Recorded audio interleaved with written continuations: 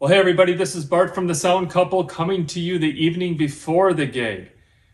That's unusual, isn't it? Well, that's because we have a brand new gig that we're doing tomorrow. We got hired to do a summer series of music. So the Sound Couple is dabbling into this event production instead of our typical scenario where we're hired by the band, but that's still our bread and butter. But if we get referrals and the right situation comes up, we will do events as well. But it got me thinking a couple things. There is a different approach to this type of thing because it's not bands that you've worked with. There's a lot more unknown, so you try to plan, or at least that's what we're doing. So we got input lists and stage plots from the bands. And in the digital world, here I am spending more time on gig prep than the actual time that it takes to do the gig. Throughout time, we've always kind of harped on the, prepare for the gig, don't show up, and then figure things out. But perhaps there is a space of just showing up and seeing what happens and kind of doing things on the fly. Isn't that what a digital console, isn't that some of its strengths? I've been doing this long enough to where I've been doing analog and digital. And I would say the answer is yes and no. The neat thing about an analog console is that you have less variables.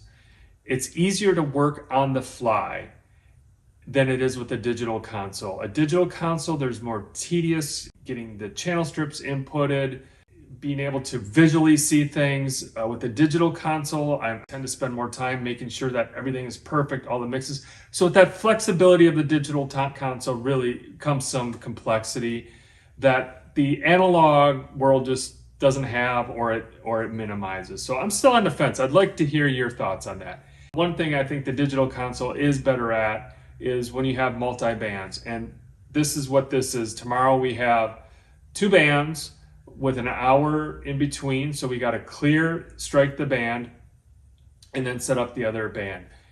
This is another area where we've kind of gone back and forth. And how do we approach that? In other gigs we've done with multi-bands, and we know who's coming, there's similarities. There's a bass, there's a guitar, and they're in the same spot and whatnot. And the channel count is different.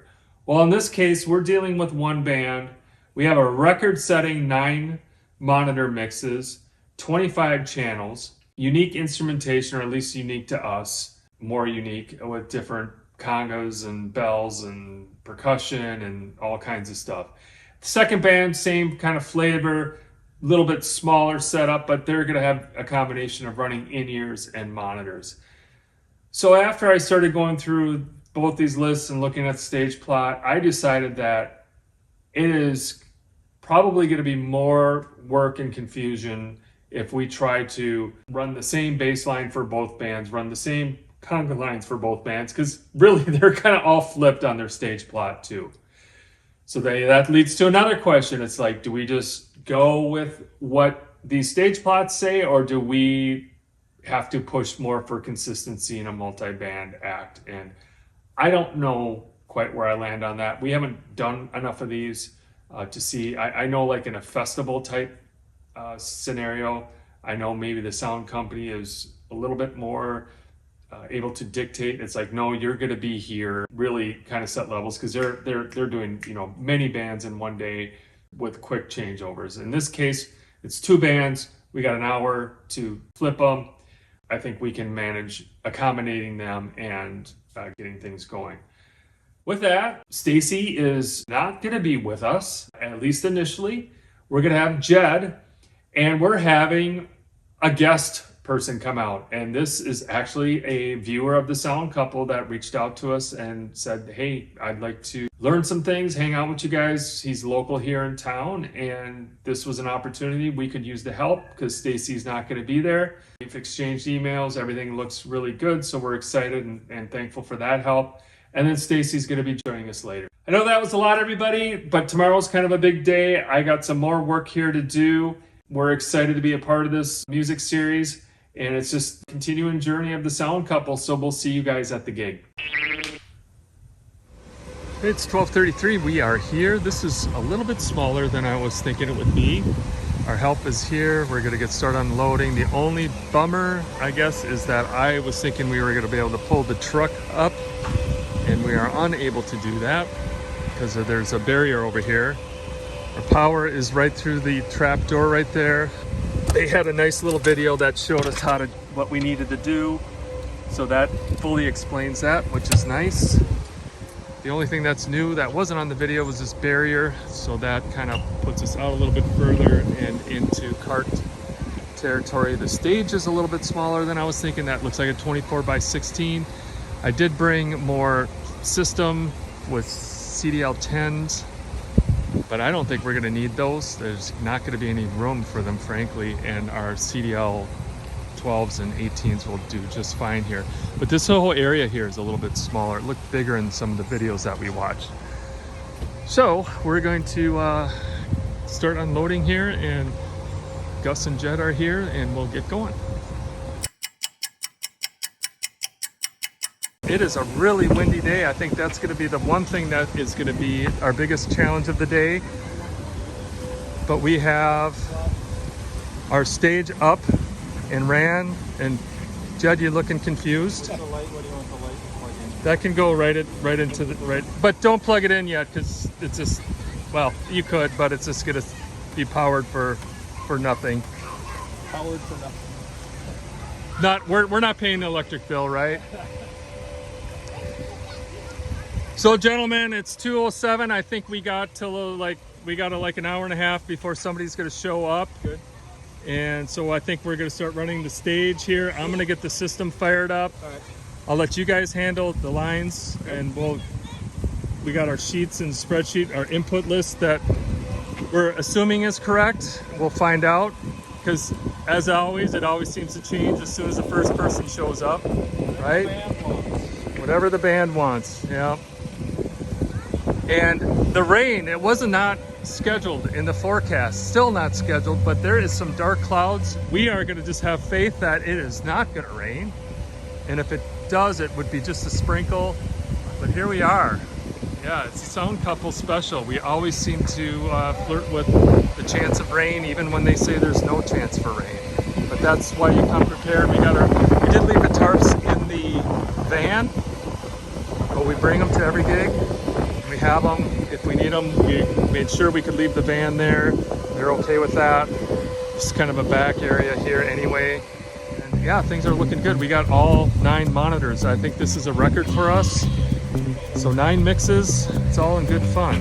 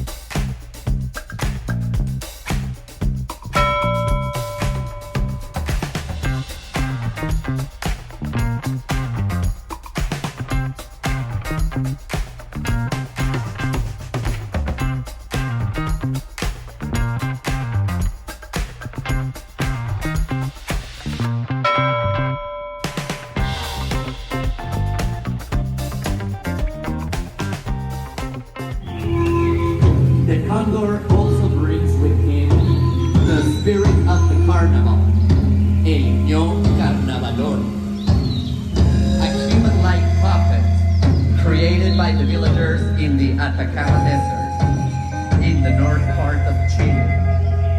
The Carnavalón represents the spirit of the carnival and brings joy and prosperity once a year during the celebrations. He awakens from the top of a sacred hill before the carnival.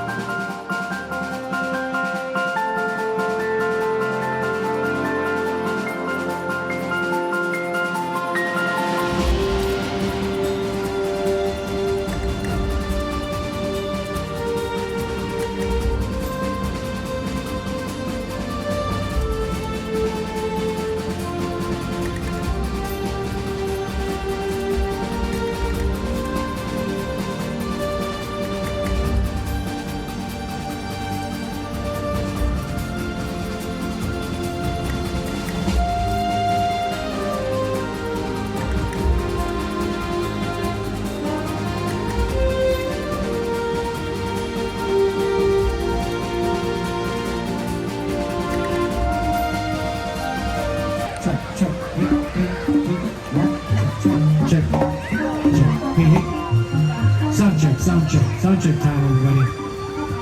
That's right. This is what we do. We want to make sure everything sounds good. Nope.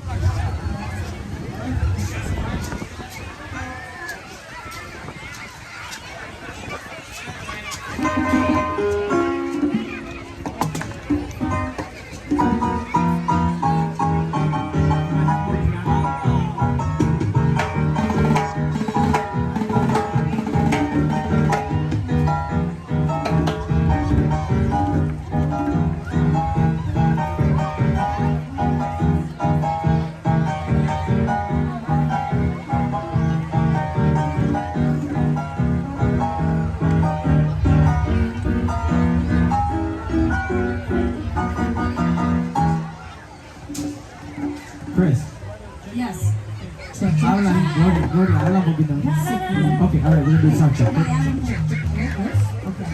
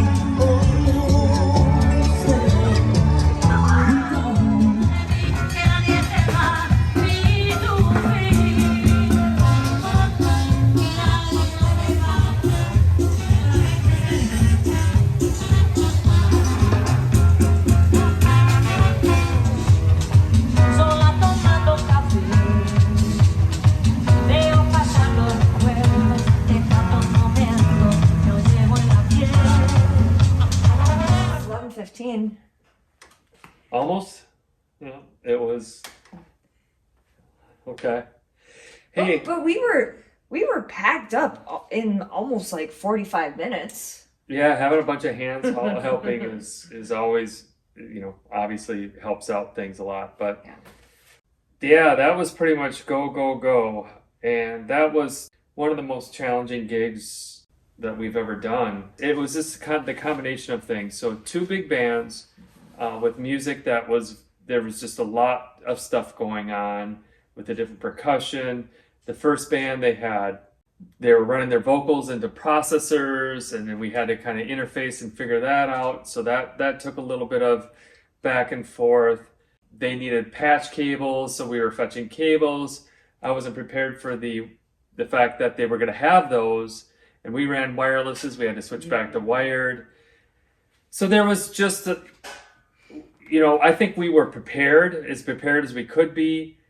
But then when they showed up, within minutes, things started changing. And that's just the way these things go. Once we started mixing it, then I had to figure things out a little bit because of those processors.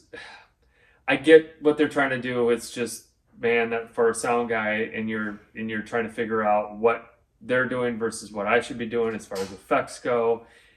Anyways, if we work with those guys again, now that I kind of know what's going on, it'll be easier. What did you think of the changeover? I thought it went really smooth. I mean, because we, as you said, we kind of each assigned ourselves kind of a role to do. It's kind of the divide and conquer. And really in 45 minutes, we were up and going. Yeah, it would have been quicker if we had a couple little things. They were just mental errors. Like I said, we were going to undo everything and redo it. And then when you get into routing and stuff like that, just things are bound to kind of get messed up. But we got through that. We appreciate the help we got from the guys tonight. Wow, but I think I'll sleep good tonight. I feel like I'm missing something. Oh, yes. So this was a referral gig. I think I would have mentioned that last night when I started this video. They were out tonight. Everything was great from their perspective. The sound couple did our job. We were recommended. The city really kind of put us through our paces as far as wanting references and other things. So this one didn't. I mean, we just didn't land it, but it was really important today that we executed. The people that are all, the ones that were deciding, on using us this year, they were there and they were good. The bands were happy. The bands were very happy. Yeah, and I just got to remember that these are just a little bit different. They're not going to go perfect. We had some squawks and squeaks and squeals, and we just had to work through it. We figured it out. But just a different mindset. These are just, I said it was controlled chaos. That's what it is. It's controlled chaos. And then throwing the wind in, just, oh my gosh, that just throws a whole nother factor in. And we lost the lid. Yeah. We lost the lid to our tub. It disappeared. I don't know if the wind came and blew it up. The guys looked for it. We looked in the weeds. We looked in the stage. We looked everywhere. This video is the mystery of the missing lid. Does that make sense? Could be, or the subtitle. I think Controlled Chaos. Controlled Chaos Is a better fit. Okay. Well, anyways, it's late. We're going to go to bed. Hopefully this was interesting. I don't think we got a lot of footage, Stacy. Bart was busy, and to do these videos is definitely a team effort on our part. Yeah, it was a little bit tough to get a lot of shots, but hopefully enough to make this interesting. Have a good night, everybody. Thanks for watching. We appreciate it, and we'll see you at the next gig. All right. Good night.